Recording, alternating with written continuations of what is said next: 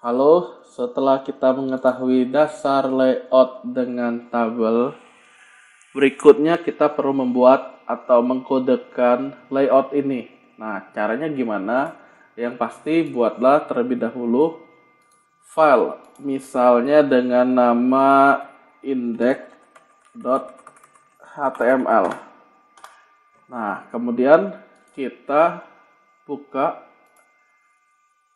dengan Sublime atau text editor kesayangan kalian. Kemudian, seperti yang saya bilang pada pengantar video sebelumnya, di sini bagian utuhnya adalah tabel, sehingga kita perlu mengetik tag table. Nah, di dalam tabel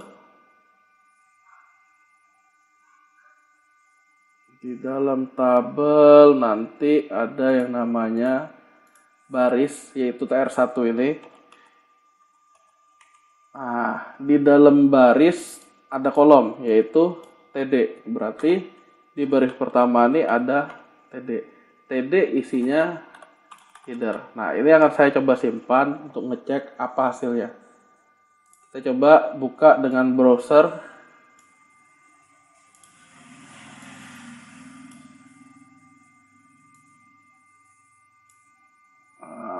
Hasilnya hanya tulisan header.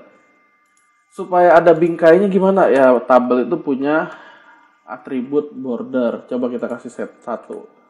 Nah, di sini sudah ada bingkai, akan tetapi kok headernya terlalu imut misalnya. Iya, ini memang belum selesai. Kita coba lanjut tekan. Di baris kedua ada 2 kolom, sedangkan di baris pertama adanya 1 kolom. Nah, ini jadi kendala nih. Kalau kita teruskan, berarti tinggal kita copy paste karena baris keduanya seperti ini. Oke, di baris kedua ada navigasi, ada konten. Berarti di sini TD pertamanya navigasi, TD keduanya adalah konten. Kita coba simpan. Di sini akan terjadi sesuatu yang hilang. Nah, supaya tidak terjadi gimana? Inilah yang disebut sama dengan kita menggunakan Word, ada namanya make cell. Sehingga kalau yang digabungin adalah kolom, berarti itu disebutnya call span. Nah, karena ada 2 kolom, berarti yang digabungin 2. Kita coba simpan, lihat perubahannya. Nah, header akan bergabung jadi 2. Navigasi, konten, dan terakhirnya lebih gampang, yaitu bagian footer. Mirip dengan bagian header. Sehingga kita cukup copy paste dari bagian headernya. Nah, ditulis footer, simpan lagi, kita reload. Oh, tidak terlalu menarik kalau gini, terlalu kecil. Supaya menarik gimana? Ya mau nggak mau tabelnya kita mesti atur lebarnya, misalnya 900 pixel. Kalau 900 pixel, otomatis dia lebih gede.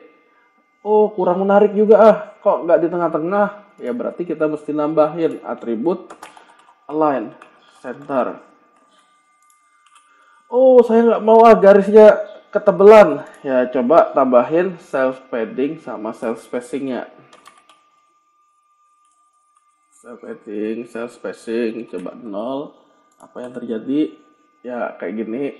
Self padding kalau mau berjarak tulisannya dari batas tepinya, kalau nggak perlu nggak usah. Kemudian headernya. Oh, headernya kan kalau secara layout kita desainnya agak tinggi. Berarti mesti ngapain? Ingat, header itu disebutnya baris.